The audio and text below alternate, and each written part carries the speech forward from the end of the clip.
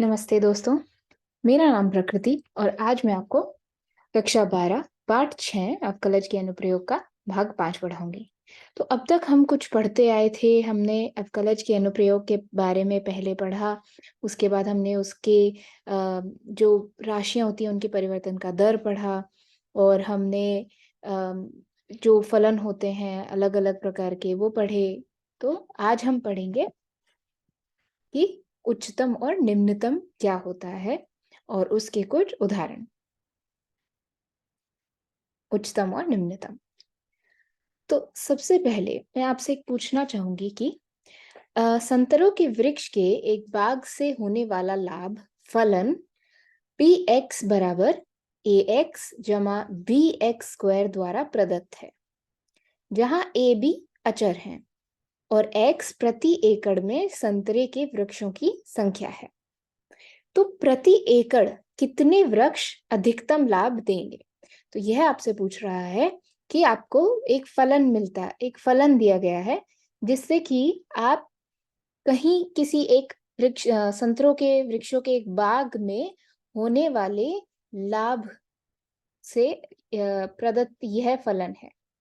तो आप ये बताइए कि ए और बी यदि अचर हैं तो x प्रति एकड़ में कितने संतरे लगाने से हमें अधिकतम लाभ देगा।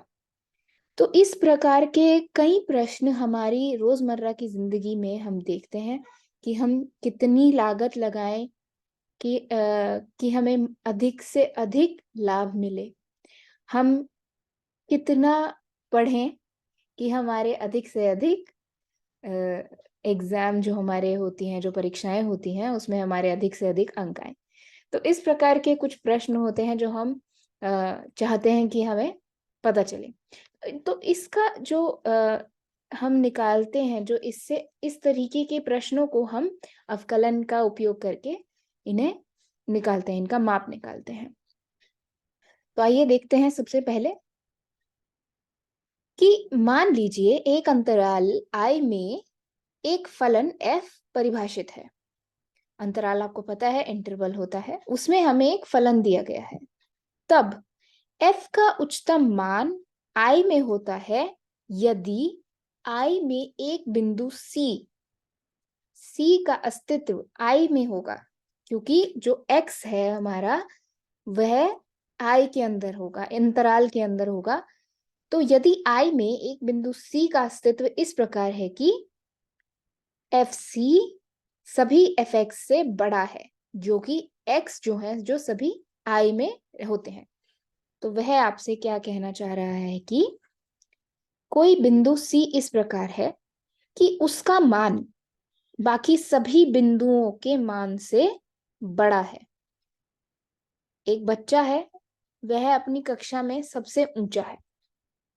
एक कक्षा, आप एक अंतराल ले लीजिए, उस कक्षा में सबसे ऊंचा लड़का या लड़की वही हमारा उच्चतम मान, आप इस तरीके से समझ लीजिए उसे। तो एक बिंदु C इस प्रकार है कि उसका मान बाकी सभी बिंदुओं के मान से I में जो है, उस कक्षा के बच्चों से, हम दूसरी कक्षा के बच्चों से नहीं देख रहे हैं, उस I अंतराल में सभी मानों से बड़ा है। यहां हम FC को उच्चतम मान कहेंगे और C को उच्चतम मान वाला बिंदु, जैसे मैंने पिछले प्रश्न में पूछा था कि ये उच्चतम लाभ हमें FC देगा और उच्चतम मतलब कितने वृक्ष उगाने पड़ेंगे वह बिंदु देगा। फिर आइए अब पढ़ते हैं निम्नतम को। तो मान लीजिए एक अंतराल I में एक फलन f परिभाषित है। किसी कक्षा में कुछ बच्चे दिए गए हैं।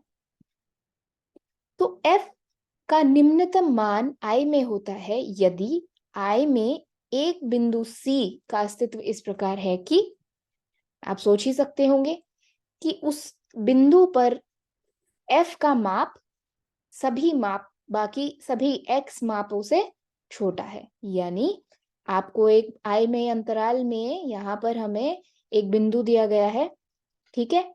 उस बिंदु से जब हम देखते हैं तो वह माप, उस बिंदु पर माप सबसे छोटा होता है बाकी सभी अंकों से, बाकी सभी बिंदुओं से।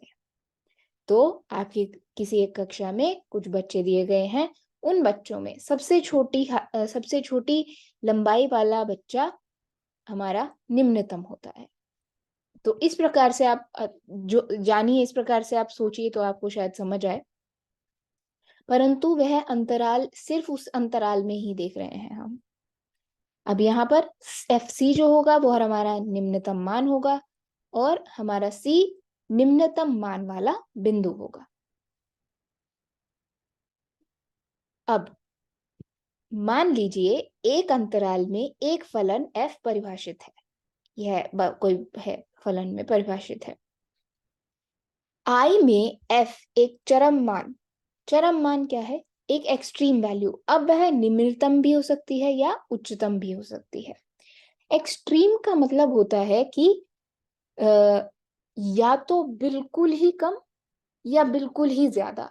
जब हम कभी कभी बहुत गर्मी होती है या बहुत सर्दी होती है तो हम बोलते हैं कि the weather is extreme today.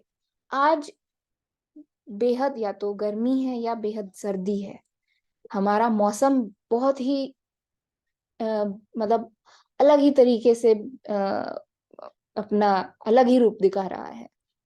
तो क्या है कि एक चरम चरम सीमा, मान लीजिए चरम सीमा, कोई भी चीज अपनी चरम सीमा पर पहुंच गई। हम सुनते हैं, आपने सुना होगा कभी, यह चीज चरम सीमा पर पहुंच गई अपनी, मतलब अपनी एक्सट्रीम वैल्यू पर पहुंच गई, इससे ऊपर नहीं जा सकता या इससे नीचे नहीं जा सकता।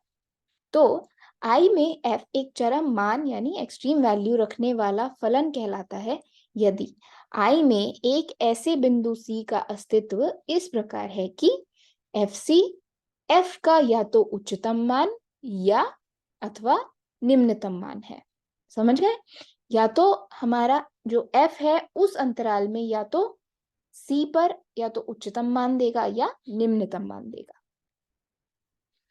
अब FC हमारा चरम मान होगा, ना तो हम उसको कहेंगे उच्चतम या निम्नतम, हम सिर्फ ये जानना चाहते हैं कि वह चरम मान है या नहीं, या और जो हमारा C होगा वह चरम बिंदु कहलाएगा। तो अब हम कुछ उदाहरण से इसको समझने की कोशिश करते हैं। तो उदाहरण 14, f(x) बराबर x²। हमारा जो x है वह वास्तविक रेखा में है, वास्तविक एक वास्तविक मान वाला बिंदु है, से f(x) बराबर x² से प्रदत्त फलन f के उच्चतम और निम्नतम मान यदि कोई हो तो ज्ञात कीजिए। हो भी सकता है, नहीं भी हो सकता, हम देखना चाहते हैं क्या है। तो f(x) बराबर x² जो है, यदि आप इसका आलेख बनाएं तो आप बहुत अच्छे से देख पाएंगे, बहुत जिसे कहते हैं बहुत क्लियरली आप देख पाएंगे कि दिए गए फलन के आलेख से हम देख सकते हैं कि f(x) बराबर 0 यदि x इज इक्वल टू 0 है और f(x) 0 से बड़ा है, ठीक है, यदि x बिलोंग्स टू R है। तो इस जो फलन है, इस फलन में सबसे निम्नतम जो भी मान है वह है 0, और वो कहाँ मिलता है हमको? 0 पर ही। बाकी वह हमारी जो ये हमारी रेखा है इससे ऊपर है, x की रेखा से ऊपर है। तो इसलिए हम कह सकते हैं कि सबसे निम्नतम जो हमारी वैल्यू आएगी वह 0 पर आएगी। तो इसलिए f के निम्नतम मान का बिंदु x बराबर 0 है। इसके अतिरिक्त हम देख सकते हैं कि फलन f का कोई उच्चतम मान नहीं है। आप जितना आप x को बढ़ाते जाएंगे उतना आपका फलन का मान बढ़ता जाएगा, लेकिन हमारा कोई एक उच्चतम मान नहीं बनेगा। आप इसको अनंत तक लेकर जाएंगे, यह अनंत तक बढ़ता रहेगा, तो हम नहीं कह सकते। लेकिन यहाँ हमें एक निम्नतम मान जरूर मिल गया। अतः R यानी जो वास्तविक हमारी संख्याएं होती हैं, वास्तविक संख्याओं में कोई उच्चतम मान वाला बिंदु नहीं है, लेकिन निम्नतम मान वाला बिंदु हमारा 0 है। ठीक है। उदाहरण 15, f(x) बराबर मॉड का 5, x जो है हमारा पूरा का पूरा वास्तविक संख्याओं में है, x बरा तो हमारा x f(x) क्या दिया है, हमारा फलन क्या दिया है? Mod x। द्वारा प्रदत्त फलन f के उच्चतम और निम्नतम मान यदि कोई हो तो ज्ञात कीजिए।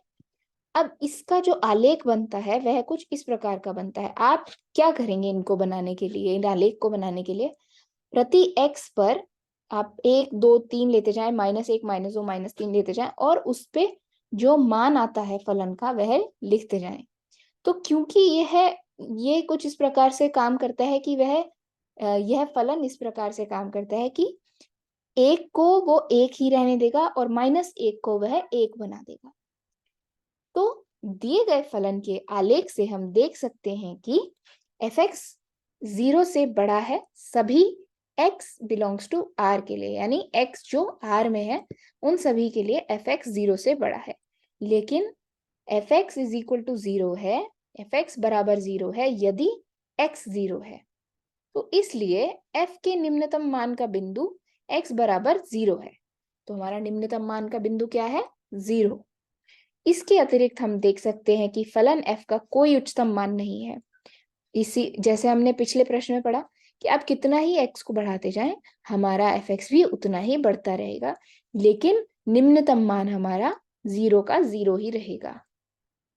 तो अतः R में कोई उच्चतम मान का बिंदु नहीं है। अब उदाहरण 16 पढ़ते हैं। f(x) बराबर x, जहां x 0 और 1 के बीच में है, द्वारा प्रदत्त फलन f के उच्चतम और निम्नतम मान यदि कोई है तो ज्ञात कीजिए। हमें f के कोई उच्चतम या निम्नतम मान ज्ञात करने हैं, कहाँ? 0 और 1 के बीच में। तो दिए गए अंतराल 0 1 में फलन एक निरंतर वर्धमान फलन है। क्यों? क्योंकि देखिए f(x) जब 0 होगा तो वह है 0, लेकिन हम 0 ले नहीं सकते क्योंकि हमें 0 अगर यह यहाँ पर बंद होता, यहाँ पर अगर हमारा 0 होता तो ही हम 0 ले पाते हैं, इसीलिए हमारा यह बिंदु खुला है। तो 0.1 जैसे आगे बढ़ते चाहिए, 0.1 0.2 0.5 0.5 0.6 उसके बीच में, और 1 पर भी नहीं लेगा। तो हम यहाँ नहीं लिख सकते कि 1 f(x) कभी 1 नहीं होगा। इस अंतराल में f(x) 1 नहीं बन सकता और 0 भी नहीं ले सकता। तो दिए गए अंतराल 0 और 1 के में फलन एक निरंतर वर्धमान फलन है, यानी बढ़ता हुआ फलन है। हम पीछे पढ़ चुके हैं वर्धमान और ह्रासमान फलन क्या होते हैं। तो निरंतर वर्धमान फलन है। फलन f के आलेख में हम देख सकते हैं कि फलन का निम्नतम मान 0 के दाईं ओर कहीं होगा, 0 के दाईं ओर कहीं होगा, और उच्चतम मान 1 के बाईं ओर के निकटतम बिंदु पर होना चाहिए। परंतु बिंदु अंतराल 0 1 में तो है ही नहीं। ऐसे बिंदु जहां पर हमारा उच्चतम या निम्नतम मान बने, ऐसे बिंदु हमारे इस अंतराल में नहीं है। मैं आपको शुरू में ही समझा दिया था कि वह जो C है, जो हम जिस बिंदु पर हमारा निरंतर उच्चतम आना चाहिए, वह हमारे उस अंतराल में होने चाहिए। यदि नहीं है तो उस अंतराल में उच्चतम और निम्नतम मान नहीं होंगे, इसलिए इनको अंकित करना यहाँ संभव नहीं है।